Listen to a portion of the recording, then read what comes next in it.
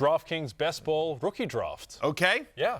We're going to go straight through it. Now, to be clear, though, what we're doing, this is Superflex. This is well, yeah, you can explain it, but I just want to mention that this is Superflex. Sure. PPR scoring, Superflex. Yep. And the other way that we're doing it here is because, God forbid, we do a snake draft. The idea here is we're going to start with Lawrence. I got the last pick, of course. But instead of going so it's going to go Lawrence, Connor, Jay, myself.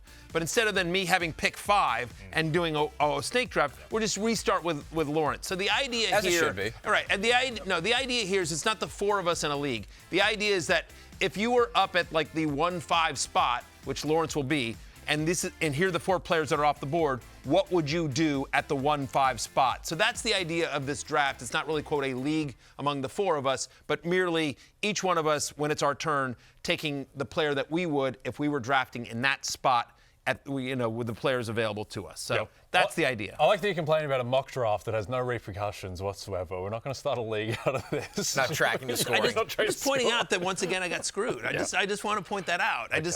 I want America to know what I have to overcome. We're all 3 people today. That's it. Yeah, it's just I know, but it's just again, this is a mock draft league of assholes. It's just everything that I have to overcome. Yes. People don't understand. Yes, 15-3 in the regular season. And, yeah, exactly. Still gets cooked. All right, Lawrence, kick us off. Who are you taking first overall? Well, I don't think this will be a surprise to anyone in any league, in any format, any rookie draft. You're going to take Ashton, Jeanty here. That's what I'm going to go with.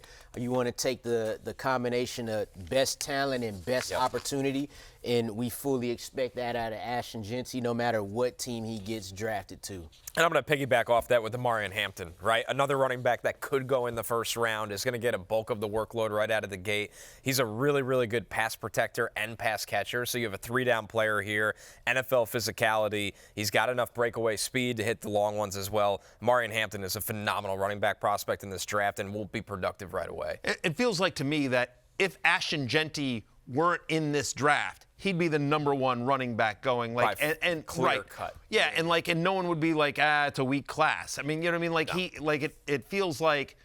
Why am I blanking on it? But who came out the year Barkley came out? There was a running back that came out the year Barkley came out that would have been like Nick Chubb. Yeah, second round. Right. It was just sort of like if Barkley hadn't been in that class, Chubb's amazing, or was, at any rate. So, yeah, I mean, Hampton, I think, is something that it's going to be very exciting to see where he lands for fantasy. Where do Jeanty and Hampton stack up historically in terms of running back prospects coming into the draft? I mean, for me, the best I've ever evaluated is Saquon. I would say Jeanty is as close as you can be to that mark. I don't think he is as good, but as close as you could be. It's kind of the combo we had last year where Jamar Chase was the best receiver I've ever evaluated, but Marvin Harrison as a prospect was close to that.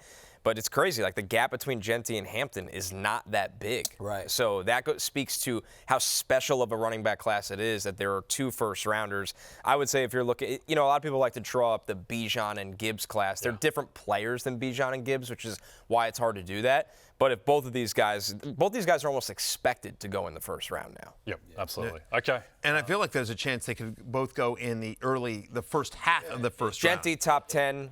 And Hampton, maybe 20 to Denver. I think it's because of the success of Bijan and Jahmyr Gibbs saying, like, hey, we drafted them early, so maybe we could get back to that, Right. I mean, but you could see a scenario, because I've seen Jeanty mocked to the Raiders in some places. Yeah. Like, if Jeanty goes to the Raiders, could the Cowboys take Hampton? Absolutely. Right. That's where it starts for him. Yeah. Even the Bears at 10. I wouldn't say there's a non-zero chance. That's how special these 2 are, and it kind of takes away, and we're going to talk about all these guys. The day 2 running back group this year is as good as I've ever seen. Yep. But these 2 are so special that they take away the spotlight from all those guys. Okay, speaking of special, pick 3, I'm going to take Tet McMillan, which was a fairly easy choice for me. Clear. Seems to have separated himself, Connor, as wide receiver 1, and also a lot of landing spots in the first round where he can be a real alpha wide receiver and get a ton of usage. That's what you love about him. Consistently caught touchdowns all 3 years of college, which is obviously going to lead to a lot of fantasy points because that's translatable at the next level. And McMillan, alpha wide receiver. You could funnel the offense through him. Good route runner for his size.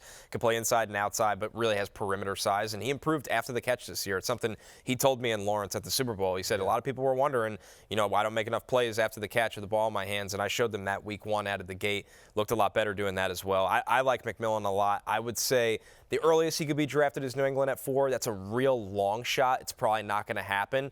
But I think depending on where Travis Hunter plays, he would be the most productive rookie wide receiver next year. Okay. Yeah, I buy that too.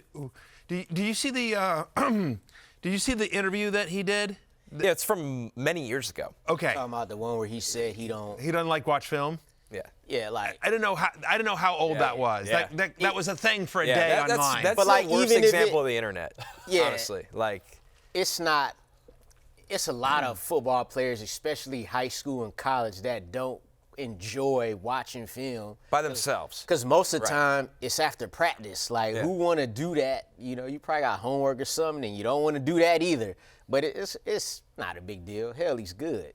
Yeah, I know. But I was just going to say, have you heard from any of your sources, Connors, that is a red flag for any of the evaluators? Nothing with the character. Teams are just don't think he's that fast. That's Right. the number one thing I hear all the time. Like, I don't think he will be the first wide receiver drafted anymore. I think there's a chance that, once again, there's this Travis Hunter caveat that's hard, because if you evaluate him just as a wide receiver, he's the best wide receiver in this class, Travis Hunter. But the evaluations are on both sides of the ball.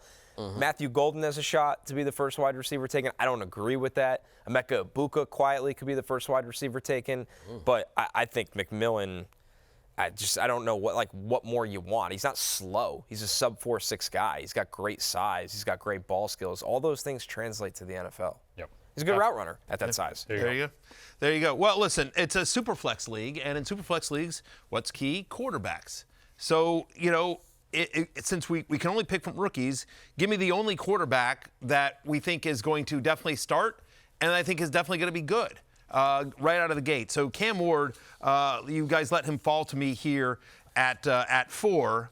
This is a guy who set an NCAA Division I record for touchdown passes, right? And had 17 rushing touchdowns over his last 3 seasons. He runs more than you think he does in the red zone. Like, he's not Lamar Jackson or Josh Allen, but the fact that he's not scared to run it when they get in close, I think gives you some cheap production. He's going to start right away, day one, I assume, for the Titans. You think about that offense, Brian Callahan, they want to push the ball down the field, and they're going to have some weapons around him. So I do think Cam Ward, of all the rookie quarterbacks, has the best chance at making an impact at the position, fantasy-wise, in his rookie year. Superflex, we're going to have to start too, so give me Cam Ward here at 4. Yep. Yeah. Well done to Matthew for absorbing that it is a super flex league, which is never a given when we do drafts with Matthew. Yep. But Yes. you've done it, and, you've taken a quarterback. I just wanted to point that out. Well, if it wasn't a Superflex league, I'm probably not taking Cam Ward here. But I mean, like, Yeah, he'd have a long wait if it wasn't a super flex. yes, Yep.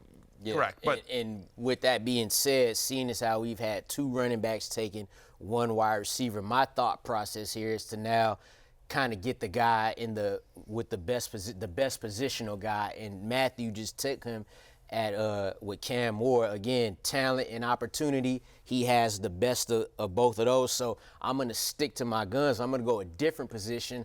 I'm going to take Tyler Warren right here, tight end out of Penn State. Do it all guy, great hands, could run the ball from the shotgun, wildcat. This is where he's going to be valuable in fantasy, right? When you get near that goal line, and teams that don't want to use their quarterback, like everybody don't got a Jalen Hurts or a Josh Allen. Well, you bring in that big-ass Tyler Warren, he can do it all. And no matter which one of these teams he gets to, possibly the Jaguars, the Jets, the Colts, he'll be valuable, so I'll roll with him. I love that pick. Another guy that just scores touchdowns. Ran for 4 this year. He caught double-digit touchdowns. He threw a touchdown. He was a high school quarterback. He's a great athlete. He's going to score a lot of touchdowns at the NFL level. I'm going to go with Quinshon Judkins. who would with my you next pick. compare Tyler Warren to? I like the Jeremy Shockey throwback. Okay. Yeah, just how violent they are after Yeah, the yeah. catch. I mean, you get into dangerous waters when you start talking about Gronk. I know some people are gravitating to that one. I think Gronk's the greatest tight end of all time, so Yes. I just think it's a little much. It's a little much. You're setting the bar to an Hey, impossible level. Gronk he was a second-round pick, too. Right. Quarterback reminds me of Peyton Manning type of thing. Yeah. There's no way they'll ever achieve the expectations you're putting on them. But do you think Tyler Warren, when we get into fantasy drafts in August, because of the success of Brock Bowers last year, who sort of shattered the whole perception of like, rookie tight ends, it's hard to make an impact, you know, those are few and far between. Do you think Tyler Warren, and I guess it'll depend on landing spot somewhat, but is Tyler Warren going to be overdrafted this year? Yeah, I would completely agree with that. I think he'll be overdrafted. I think Colson Loveland will be underdrafted. Tyler Warren, though, one thing, though, he's probably going to go inside the top 10, right? But you saw Brock Bowers go 13. I feel like Brock Bowers went 13 because of Kyle Pitts. Now Tyler Warren has a chance to go Goes back inside the the top other 10 because of Brock Bowers. So it's just funny how the rookie tight ends work. I feel like anytime we mention Kyle Pitts on the show, we should just immediately cut to the clip of him in Dubai, Justin Fields celebrating Justin Fields' contract because he hasn't done anything, And then what we should do is we should juxtapose Kyle Pitts drinking and partying in Dubai with Fields, and then cut to like an empty weight room. That's like, or a weight room that's filled with all NFL players, except there's one empty bench. Show that draft class. And it says tight end, and it's like there's the spot for the tight end, and he's like, yeah. I think we just start putting him in all these celebration videos, like with the Gators, like, oh, there's Kyle Pitts. Just happy for everyone. Funny, yeah. At the Masters. That'd be great. At the Masters. Hey, it's Matthew Berry from NBCSports.com and Rotoworld.com, and I want to thank you so much for watching whatever it is you just watched, or if nothing else, being too lazy to click out of the autoplay after this video started, after whatever it is you actually wanted to watch finished. But now that you're here, I'd like to take a moment here to ask you respectfully now, okay? I'm asking you respectfully to subscribe to the NFL on NBC YouTube channel. You'll get the latest Roto-World fantasy news headlines, all sorts of great shows, including my own Fantasy Football Happy Hour. So go subscribe now. Again, I'm asking respectfully.